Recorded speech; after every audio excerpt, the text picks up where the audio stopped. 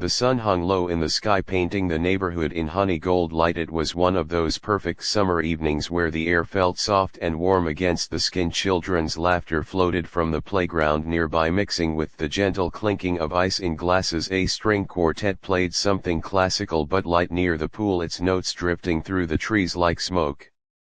People milled about on the manicured lawn dressed in summer whites and pastel linens. Women in flowing dresses held wine glasses. Men in polo shirts and chinos laughed in small circles around the grill. The HOA party was an annual tradition, a chance for neighbors to connect over catered food and polite conversation. Everyone knew everyone, or at least they thought they did. She arrived alone, walking through the garden gate as if she belonged there, which of course she did. Her dress was simple, elegant, a deep emerald green that caught the light when she moved. She did not rush or hesitate, but stepped onto the lawn with a quiet confidence that came from knowing exactly who she was. She accepted a glass of sparkling water from a server with a gentle nod and a thank you that made the young man smile wider than necessary. She moved through the crowd not as an outsider trying to fit in, but as someone comfortable in her own skin. She paused to speak with an elderly man sitting on a bench, asking about his roses. He brightened immediately, launching into a detailed explanation about soil pH and morning sun. She listened, truly listened, her eyes focused on him, not scanning the crowd for someone more important to talk to. When a little girl dropped her ice cream cone nearby, she knelt without hesitation, helping wipe the child's chin before guiding her toward the dessert table for a fresh one. Across the lawn another woman watched. Her arms were crossed, her posture stiff. She wore a crisp white blouse and capris, her hair perfectly coiffed. She had been on the HOA board for 3 years and took her role seriously, very seriously. She knew every rule, every regulation, every homeowner by sight, or at least she believed she did, and she had never seen this woman before, not once in all her years of living here. She leaned toward her friend, a man named Robert who worked in finance and enjoyed talking about it. "Who is that?" Robert followed her gaze. "The woman in green." "The first. Have never seen her here before." "Maybe she is a guest, someone's cousin or friend." "No." Robert looked at her. "She came through the main gate alone, no invitation visible. She does not look like she belongs here." Robert shrugged, sipping his whiskey. "You might be overthinking it." But she was not overthinking it. She was certain something about the way the woman carried herself, the quality of her dress, the ease with which she moved through the space, it all felt suspicious to her. How could someone so unfamiliar seem so at home here? It did not make sense unless she had slipped in unnoticed, taken advantage of the open gate during setup. She watched as the woman in green accepted a small plate of appetizers from a passing tray. She watched her laugh softly at something the caterer said, a warm, genuine sound that carried across the lawn. She watched her step aside to let a group of teenagers pass, giving them space without making them feel awkward. Each gesture, each small kindness only deepened the suspicion in her mind. This was performance, she decided, a carefully crafted act to blend in, to appear harmless, while really she was an imposter taking what did not belong to her. The neighborhood had rules for a reason, rules that kept property values high and standards maintained. She had fought hard for those rules, attended every meeting, voiced her concerns when others stayed silent. She would not let someone undermine that effort with a pretty dress and a friendly smile. The sun dipped lower, casting long shadows across the grass. The string quartet shifted to a slower pace. The air grew cooler, but the party showed no signs of winding down. Laughter rose in waves, people leaning close to share stories or jokes. The woman in green now stood near the edge of the pool, watching the water ripple in the fading light. She looked peaceful, content, as if this moment, this place, was exactly where she was meant to be. The watcher could wait no longer. She straightened her blouse, smoothed her hair, and walked toward her with purpose. Her heels clicked softly against the stone path, announcing her approach. Before she even spoke, she stopped a few feet away, close enough to be heard but far enough to maintain a boundary, a line of authority. "Excuse me," the watcher began, her voice crisp, polite, but with an edge beneath it. "This is a private event for residents and their invited guests only." The woman in green turned. She did not startle or flinch, she simply turned as if expecting a friendly greeting, not a challenge. Her eyes were calm, dark and steady. They held no fear, no defensiveness, only a quiet curiosity. "Yes," she replied softly, "it is a lovely evening for it. I do not believe we have seen you at any HOA meetings before, or around the neighborhood for that matter." I attend when I can. The woman said. The meetings are often during the day when I am traveling. Traveling. The watcher's eyebrow lifted slightly. Business or pleasure? Both sometimes. I see. And which home do you live in? Sycamore Lane, she answered. Number 1. The watcher blinked. Number 1, that is the large estate behind the iron gates. It is. No one lives there, she said more firmly. It is owned by the development company Sterling Communities. It is a corporate property, not a residence. The woman in green did not smile, but something shifted in her expression, a softening almost like sadness. She looked past the watcher toward the gates at the far end of the neighborhood, beyond which stood a house set back among ancient oaks, a place most residents had only glimpsed from the road. I live there, she said simply. That is not possible. The HOA records show corporate ownership. The board receives correspondence from their legal department, not from residents at that address. The woman nodded slowly, as if considering this information as if it were new to her, though it clearly was not. You have been on the board 3 years, she said gently. Yes, the watcher replied, chin lifting slightly. I take my responsibilities seriously. You advocated for the new walking trails last spring, the woman continued. You pushed back on the original plan because it did not include wheelchair accessible paths. You were right, by the way. The community needed those wider paths. The watcher stared. How did you know that was me? And last winter you insisted the snow removal contract include the sidewalks leading to the elementary school, not just the main roads. You said children should not have to navigate icy patches on their way to class. I did say that. The woman in green took a small step closer, not threateningly but to close the space between them, to make the conversation intimate. Real. You care about this place, she said softly. You care about the people who live here. That is why I never replaced you on the board when I had the chance. The watcher felt something shift beneath her feet, not the ground itself but her understanding of it. The world tilted just slightly. The confident certainty she had carried all evening began to crack like thin ice under unexpected weight. I do not understand, she whispered. Before the woman could answer, a young man approached holding a tablet. He wore a simple button-down shirt and looked more like a graduate student than corporate staff. He nodded respectfully to the woman in green, then glanced at the watcher with neutral politeness. Apologies for the interruption, he said. The contractor for the community center needs final approval on the revised blueprints. They wanted to confirm the changes to the children's reading nook before tomorrow's pour. He turned the tablet toward the woman in green, who glanced at the screen. Her finger traced a line on the diagram, a small adjustment to window placement for better afternoon light. She nodded. Yes, this works. Tell them to proceed and remind them the flooring must be non-slip. We have toddlers running through that space.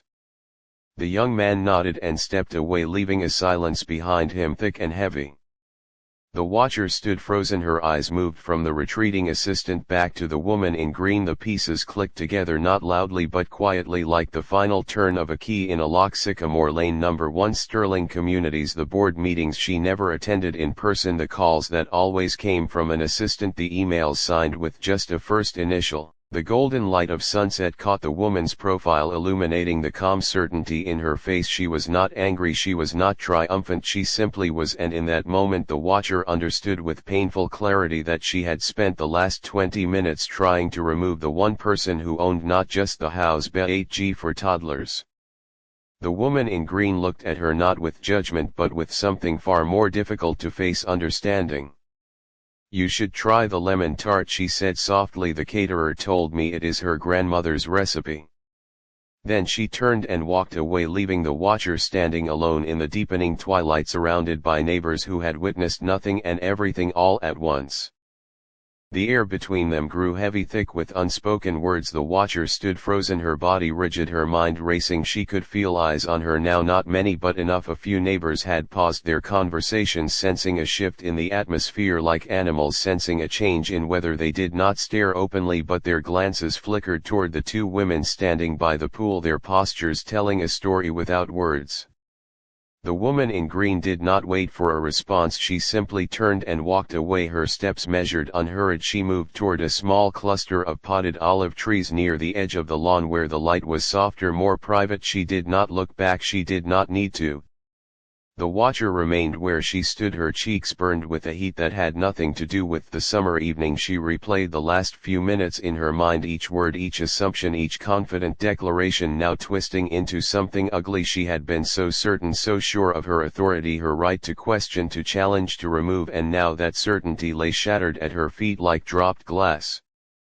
She watched the woman in green pause by the olive trees, speaking quietly with an older couple who lived near the community garden. The couple nodded, smiling genuinely, not the polite smiles people give to strangers, but the warm, easy smiles of familiarity. The woman in green gestured toward the vegetable plots, her hands moving with a gentle animation. She was not performing, she was simply being herself among people who knew her.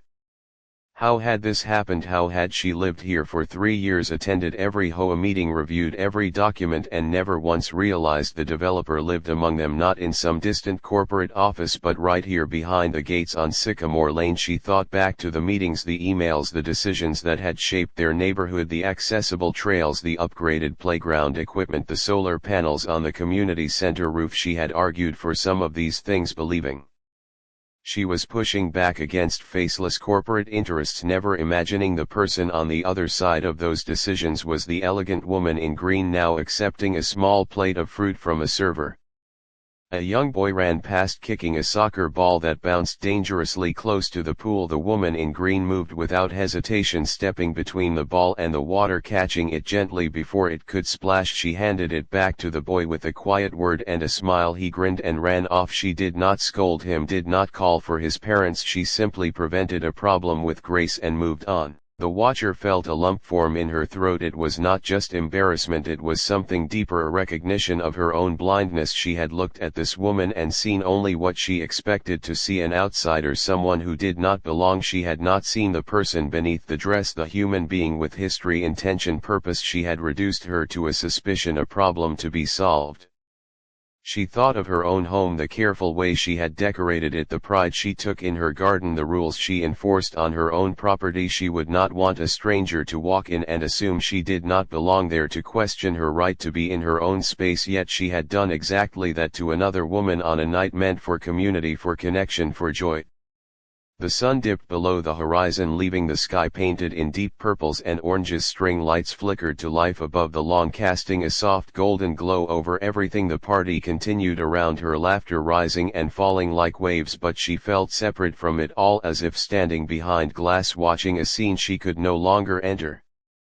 She saw the woman in green accept a glass of water from the same server she had spoken with earlier. Their exchange was brief but warm. The server leaned in slightly as if sharing a quiet joke, and the woman in green laughed, a soft sound that carried across the space between them. The watcher realized with a jolt that this woman knew the staff by name, knew their lives, cared enough to ask about their day. This was not the behavior of a distant billionaire CEO, this was the behavior of someone who saw people not as functions but as humans.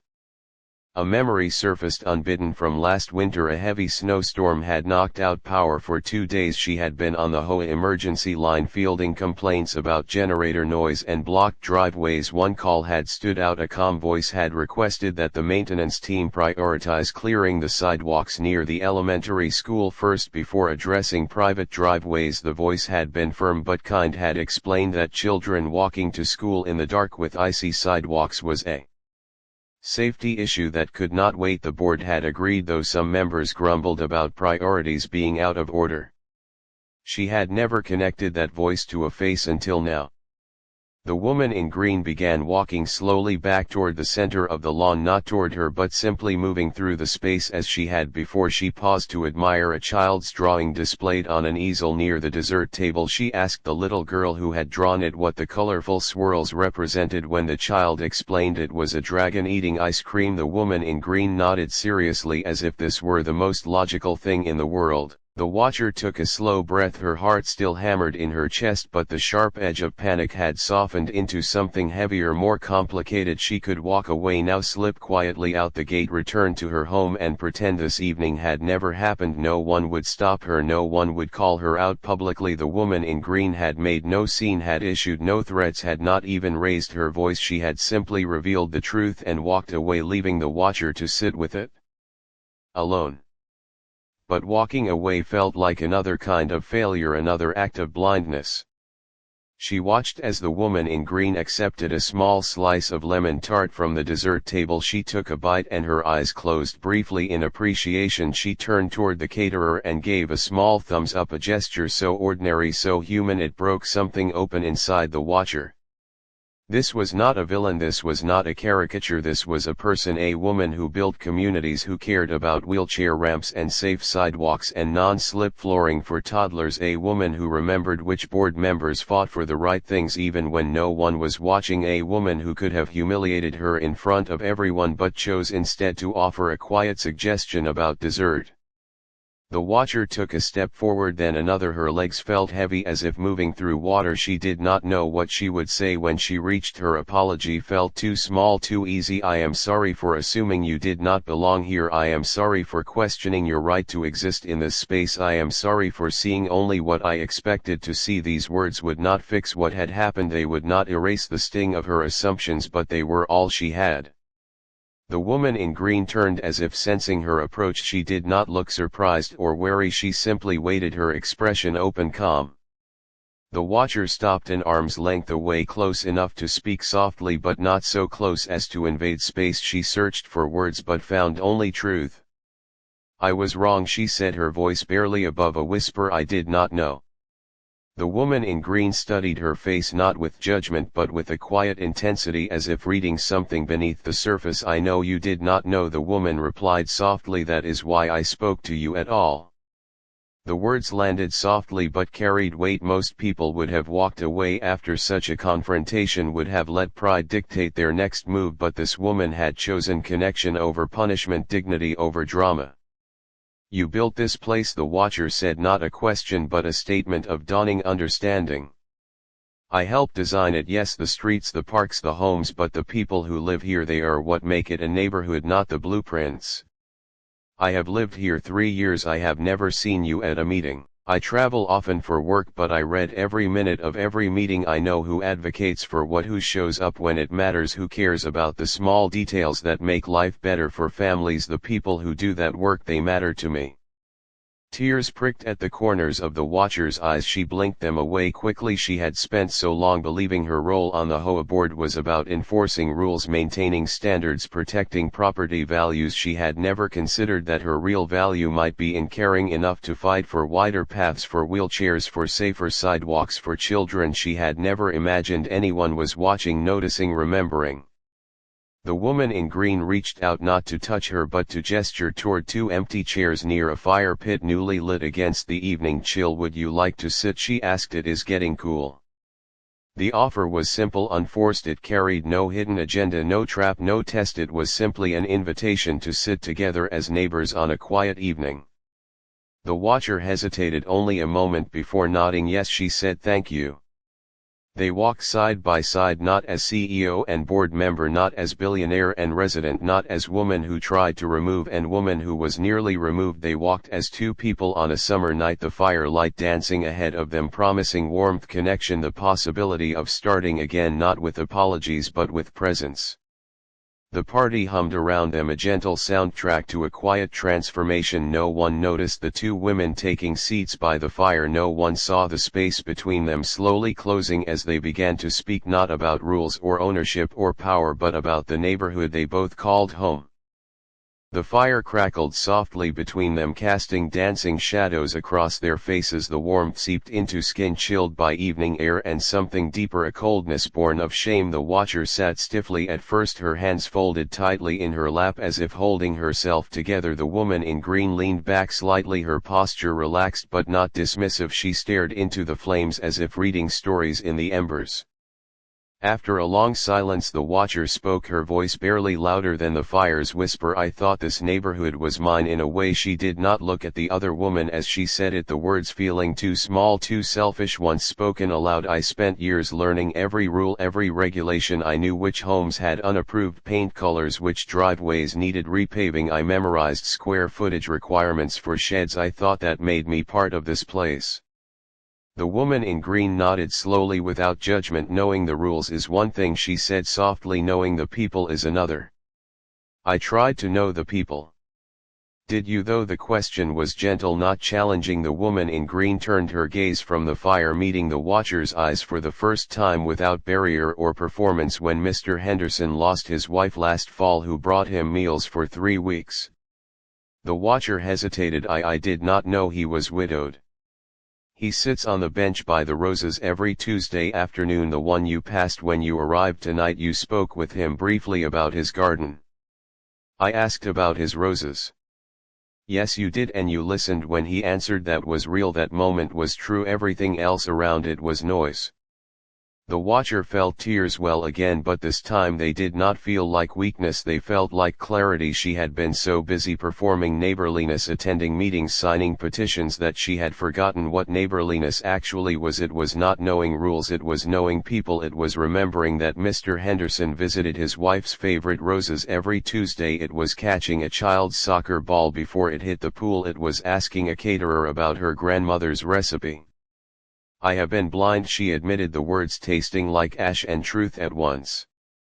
We all are sometimes. The woman in green shifted in her chair, pulling a light wrap tighter around her shoulders. The first time I walked these streets, they were just dirt roads and empty lots. I carried blueprints in my bag and dreams in my head, but dreams do not build communities, people do, and I did not know how to see people then, only projects. The watcher looked at her, really looked, not at her dress, not at her posture, not at the invisible crown of ownership she supposedly wore. She saw tiredness around the eyes, the faint lines at the corners of her mouth, the way her fingers traced the edge of her glass as if grounding herself in the present moment. This was not a caricature of wealth, this was a woman who had carried weight for years. You designed the wheelchair accessible trails, the watcher said, remembering. I did. My mother used a wheelchair for the last 7 years of her life. She loved gardens, but most were impossible for her to navigate: gravel paths, narrow gate steps without ramps. I promised myself any community I built would never make someone feel excluded from beauty. The watcher thought of her own mother, aging alone in a house with stairs she could barely manage. She had never connected that private worry to public spaces, to sidewalks and trails and community centers. I fought for those trails at the board meeting, she said quietly. Some members said it was too expensive, that not enough residents would use them. I read the transcript, the woman in green said. I was proud of you. Proud, the word landed softly, unexpected. The watcher had expected judgment, retribution, dismissal. Instead she received acknowledgement. She had spent her life seeking validation through rules, through authority, through being right, and here was someone with real power offering validation for caring, for seeing a need others ignored. Why did you never come to the meetings? The watcher asked. If you cared so much about what we decided. I tried once early on. I walked in wearing a simple blouse, no jewelry. I introduced myself as a resident. No one believed me. They whispered as I took my seat. They asked if I was there to take minutes for someone else. When I spoke about drainage solutions, they talked over me. When I suggested native plants for drought resistance, a man patted my shoulder and said the landscaping company would handle the details. Dear, I left after 20 minutes and never returned. The watcher's stomach tightened. She could picture it easily, the subtle dismissals, the condescension, the quiet erasure of a woman's voice in a room full of certainty. She had witnessed such moments before. She had even participated in them, believing she was maintaining order when really she was enforcing hierarchy. I am sorry, the watcher said, the words simple but carrying everything. The woman in green shook her head gently. Do not be sorry for my experience, be aware of it now, that is enough. A server approached offering warm drinks. The woman in green accepted tea. The watcher took cocoa, holding the ceramic mug with both hands, letting the heat travel up her arms into her chest. The simple act of receiving warmth from another person felt like a small healing. Tell me about the community center, the watcher said. I heard the reading nook was your idea. It was. Children need spaces that feel like theirs, not just miniature versions of adult spaces. Low windows so they can see outside, soft corners so bumps do not hurt, bright colors that spark imagination. I spent weeks sitting on floors in libraries, watching how children moved through space, where they lingered, where they felt safe.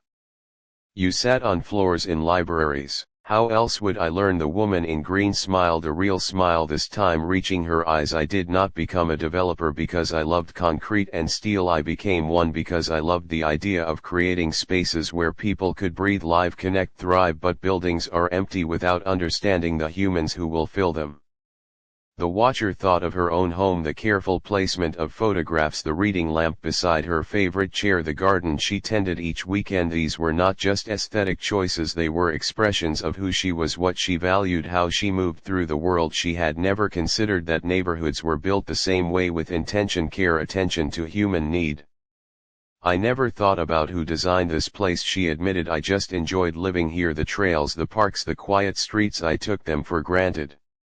"That is the highest compliment, actually." The woman in green gazed toward the darkened outline of houses beyond the party lights. "When people do not notice the design, it means the design disappeared into service. It became invisible because it simply worked. People walked the trails without thinking about slope or width. They played in the park without considering drainage or shade. They lived their lives and the space held them. That was always the goal." The fire popped, sending a shower of sparks upward into the night sky. Both women watched the embers rise and fade like tiny stars, being born and dying in the same breath. "I was wrong to approach you the way I did," the watcher said. "I let suspicion override kindness. I let assumption override curiosity. I failed the very community I claimed to protect." "Yes, you did." The woman in green's honesty was not cruel, it was clean, like cool water on a wound. "But failure is not permanent. It is a moment, a choice, a path you walked that led somewhere you did not intend. You can turn around, you can choose a different path now." "How?" "Start small. Do not try to fix everything at once. Do not perform goodness for an audience. Just see people truly. See them not as rule breakers or perfect neighbors, but as humans carrying invisible weights. Make space for their stories. Listen more than you speak. And when you feel that tightening in your chest, that certainty that someone does not belong, pause, breathe, ask yourself why you feel that way before you act on it." The watcher nodded, absorbing each word not as instruction but as invitation. The party around them began to wind down. Guests hugged goodbye. Collected children gathered forgotten sweaters. Laughter softened into tired contentment. The string quartet packed their instruments. The caterers began clearing tables with quiet efficiency. The woman in green stood, offering a hand to help the watcher rise. The gesture was simple, ordinary, human. The watcher accepted the help, her fingers brushing against the other woman's palm, a brief connection that carried more meaning than any formal apology ever could. "Walk with me a moment," the woman in green said. "I want to show you something." They moved away from the fire toward the edge of the property where a small footpath led into a grove of mature oak trees. The path was lined with solar-powered lights that glowed softly against the darkness. They walked in comfortable silence, the kind that exists between people who have moved past performance and into presence. At the end of the path stood a small bench facing a view of the entire neighborhood. Lights twinkled in windows across the valley. Street lights traced gentle curves through sleeping streets. In the distance, the community center stood, dark but solid, a promise of tomorrow's laughter and learning. "I come here sometimes," the woman in green said, "when the weight of decisions feels heavy, when I need to remember why I do this work. It is not about ownership, it never was. It is about stewardship, holding space for people to build lives, to raise families, to grow old surrounded by beauty and care." The watcher looked out at the neighborhood she called home, but saw it differently now, not as a collection of properties governed by rules, but as a living, breathing ecosystem of human stories, each light in each window The morning after the party arrived, with soft gray light filtering through bedroom blinds, the watcher woke before her alarm, her body remembering the weight of the previous evening. Before her mind fully caught up, she lay still, staring at the ceiling, feeling the echo of firelight on her skin, the ghost of a conversation that had rearranged something deep inside her. She rose quietly, moving through her home with unusual slowness. Her fingers traced the edge of the kitchen counter as she poured coffee, not rushing, not planning, not preparing for battle as she usually did on HOA meeting days. Instead, she simply existed in the space, noticing things she had long stopped seeing: the way sunlight caught dust motes dancing above the table, the slight chip in her favorite mug, the photograph of her mother on the mantel, her smile, gentle, patient, enduring. She carried her coffee to the window overlooking her garden. The roses needed pruning. She realized she had been meaning to do it for weeks but kept postponing, always too busy with meetings, agendas, complaints. But today the task felt different, not a chore but an offering, a small act of care for something living. She spent the morning in the garden, her hands in the soil, trimming dead blooms, loosening roots, pressing rich earth around stems. She worked without music, without distraction, just the sound of birds and her own breathing. When a neighbor walked past on the sidewalk, she looked up and smiled, not the tight, polite smile she usually offered, but something softer, more open. The neighbor paused, surprised, then returned the smile with genuine warmth. They exchanged a few words about the weather, about the stubborn weeds near the property line, about nothing and everything all at once. It was the first real conversation they had shared in 2 years. Later that afternoon she walked to the park, not with a clipboard or agenda, but simply to sit. She found the bench where Mr. Henderson spent his Tuesdays. He was there already, a small trowel in hand, gently working the soil around the rose bushes. He looked up as she approached, his expression unreadable. "May I join you?" she asked. He nodded, gesturing to the empty space beside him. She sat, not too close, not too far. They sat in silence for several minutes, watching bees drift between blossoms. "These roses were her favorite," he said finally, his voice rough with disuse. "My Eleanor, she planted the first one the day we moved in. Said every home needs something that comes back year after year, no matter what." "They are beautiful," she replied, meaning it. She would talk to them, water them in the evening when the sun was low. Said they listened better then.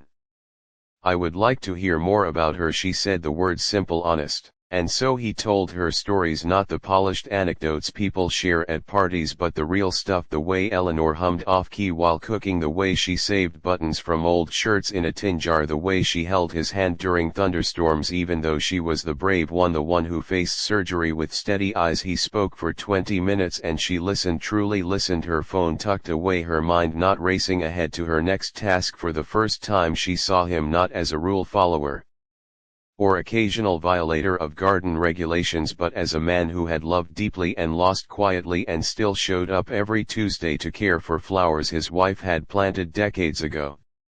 When he finished speaking, he looked at her, really looked. Perhaps he saw something different in her posture, in her eyes. Perhaps he sensed the shift, the softening, the quiet unraveling of certainty that had marked her for so long. "You are not who I thought you were," he said, not unkindly. "I am trying not to be," she answered. He nodded, as if this was enough, as if this was everything. The following days unfolded with a new rhythm. She attended the HOA meeting, but sat differently, not at the head of the table but midway down. She listened more than she spoke. When a young family raised concerns about the playground equipment being too worn, she did not cite budget constraints first. Instead, she asked what their children loved most about the current setup, what they wished was different. She took notes, not to dismiss later but to understand now.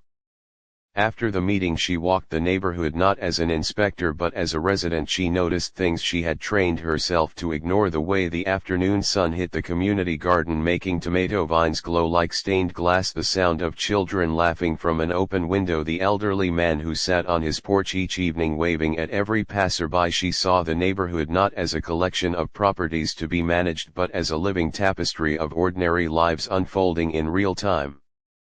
One afternoon she found herself standing at the edge of the construction site for the new community center. Hard hats and yellow vests moved with purpose around skeletal walls rising toward the sky. She approached the foreman hesitantly, introducing herself as an HOA board member, expecting the polite dismissal she usually received from contractors. But the foreman's face lit with recognition. "Oh, you are the one who fought for the wider doorways." He gestured toward the building frame. "See that entrance right there, that extra foot of width? That was your idea. The CEO made sure we implemented it first thing." She stared at the open space where a door would soon hang, an extra foot of width, a small measurement with enormous meaning. A wheelchair, a stroller, a walker, a child running with arms wide, all could pass through without struggle, without shame, without being an afterthought. She had never considered the weight of that decision before, only the fight, the pushback, the budget line item. Now she saw it for what it was, an act of care disguised as policy. The foreman continued, "She talks about you sometimes. The CEO said you were the only board member who consistently advocated for accessibility, not as a checkbox but as a value."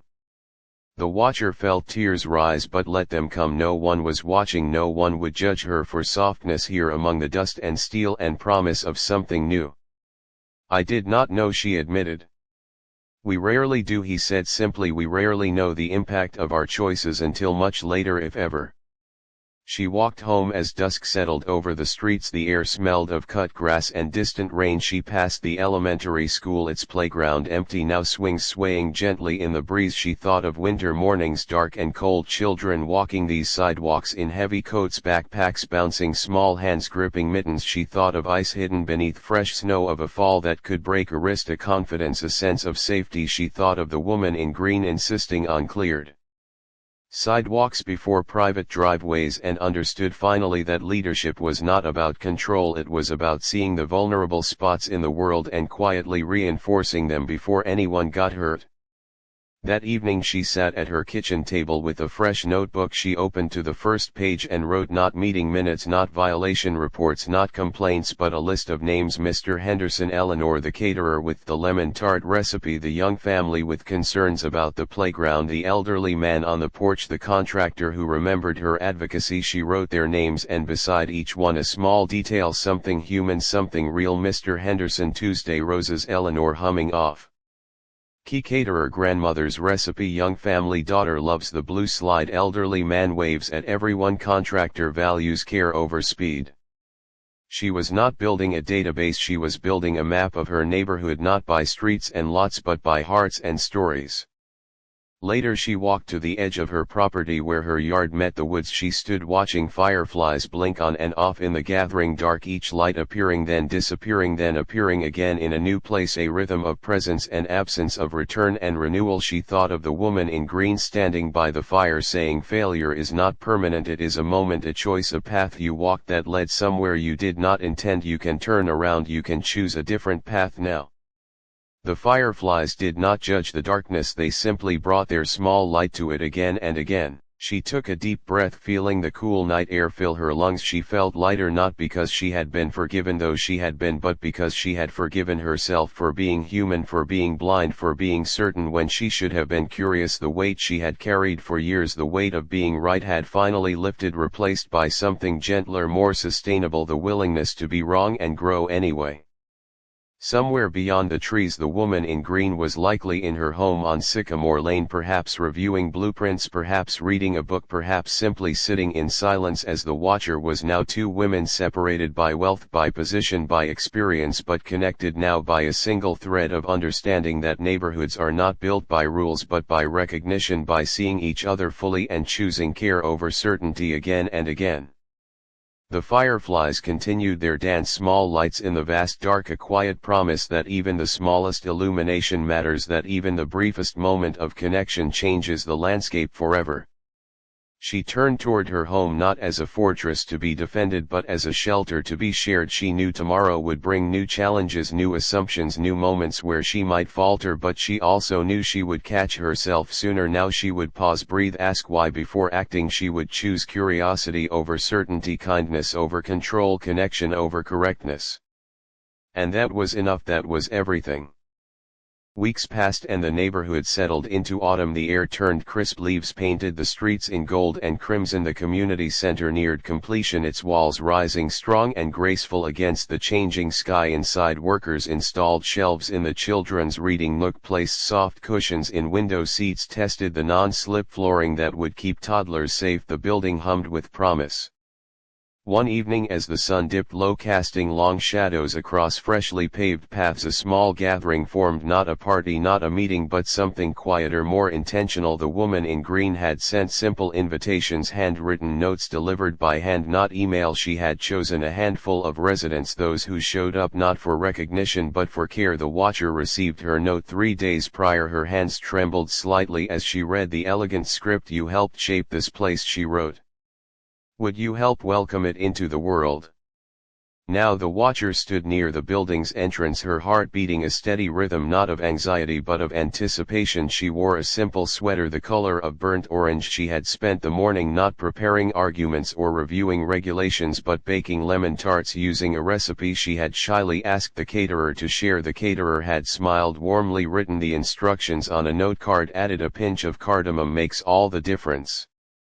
Guests arrived slowly: an elderly couple who tended the community garden, a young father who had advocated for safer bike lanes, a teenager who had petitioned for more benches near the bus stop. Each person carried something: a loaf of bread, a jar of honey, a hand-drawn map of wildflower spots in the nearby woods. They gathered not as homeowners or board members but as neighbors. The woman in green arrived last. She wore dark trousers and a soft sweater. No jewelry, no performance, just a woman coming home. She greeted each person by name, asked about the teenager's college applications, about the father's new job, about the garden's final harvest. Her presence carried no weight of ownership, only warmth of welcome. She guided everyone inside. The space unfolded gently around them. Sunlight streamed through low windows just as planned, illuminating walls painted in warm earth tones. Shelves stood ready for books. A small stage waited for story hours. A kitchenette promised future potlucks. The reading nook curled into a corner like a gentle embrace. Cushioned window seats faced the park where children would soon watch seasons change while lost in stories. "This is yours," she said, her voice soft but carrying through the quiet space. "Not mine, not the developers, not the HOA. This belongs to everyone who will fill it with laughter, learning, connection." The watcher moved to the reading nook, running her fingers along the smooth wooden shelves. She thought of the extra foot of width at the entrance, the non-slip flooring beneath her feet, the low windows placed just so for small faces to see outside. These were not design choices, they were acts of love made visible. Later, as dusk settled, they gathered around a long table set up in the main room. Plates of food covered its surface: lemon tarts, honey glazed carrots, warm bread. The watcher sat beside the woman in green, not at opposite ends as hierarchy might dictate, but side by side as equals.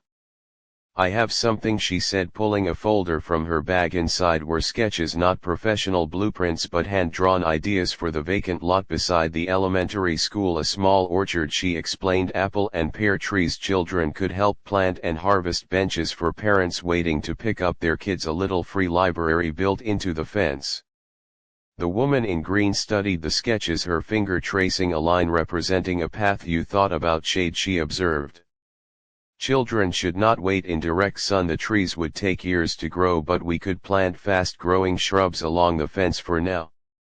"Yes," she said softly, "you were right to think long-term." They spoke then not as CEO and resident but as two people who cared deeply about the same patch of earth. They discussed drainage solutions, native plantings, after-school programs. They disagreed gently on paint colors for the library box, laughed about the stubborn raccoon who kept tipping over trash cans near the playground. They built something together in that conversation, not a building but a bridge. Mr. Henderson arrived late, carrying a small potted rose bush. He placed it gently on the table. Its blooms were deep red, velvety in the candlelight. "Eleanor would have loved this place," he said simply. "She believed spaces should hold kindness like soil holds roots." The watcher reached out, touched his hand briefly. No words needed, the gesture carried everything.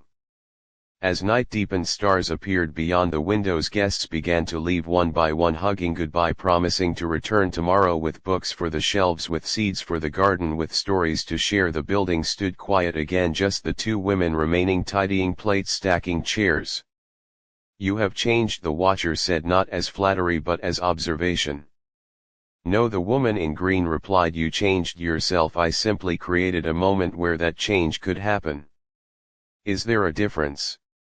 "A significant one." She folded a tablecloth carefully, smoothing its wrinkles. "You chose humility over pride, curiosity over certainty. That was your choice, not mine. I could not make you see. I could only offer a mirror and hope you would look."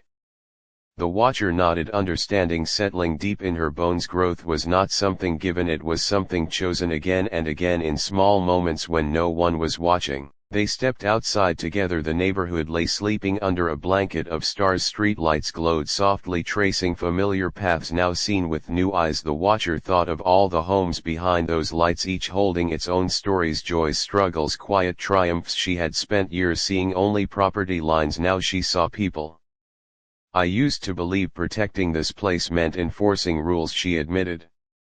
"And now I understand. Protecting it means nurturing connection. A neighborhood is not a collection of houses, it is a web of care. We either strengthen the threads or let them fray." The woman in green smiled, a quiet, genuine expression that reached her eyes. "You have always cared," she said. "You simply did not know how to aim that care toward people instead of policies. That is a small shift with enormous consequences." They walked slowly toward the gate, pausing where the path split, one direction leading to the estate behind iron gates, the other to modest homes with porch lights still burning. Before parting, the woman in green reached into her pocket, withdrew a small key attached to a simple wooden tag. She pressed it into the watcher's hand. "What is this?"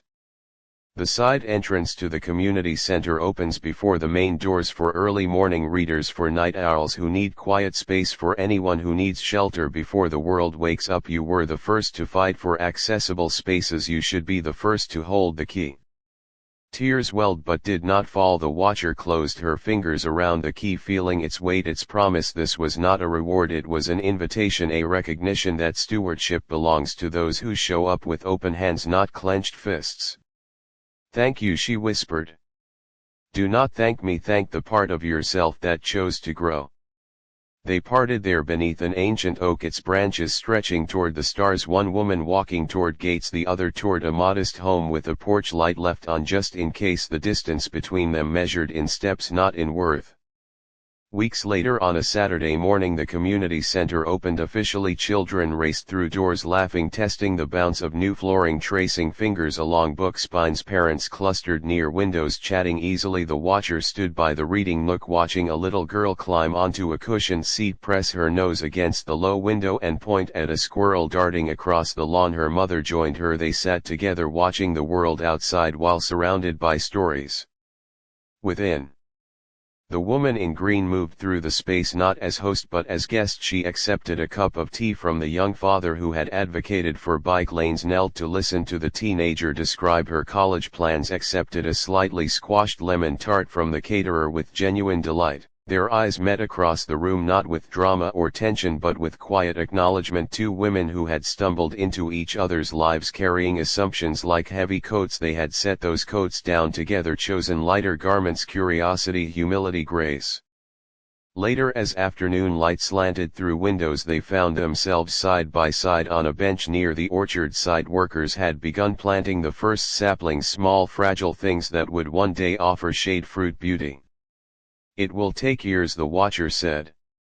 "Good things do." The woman in green watched a child carefully patting soil around a tiny tree trunk. "That is the nature of stewardship. We plant trees whose shade we may never sit under. We build spaces we may not live to see filled. We do it anyway because someone did it for us once."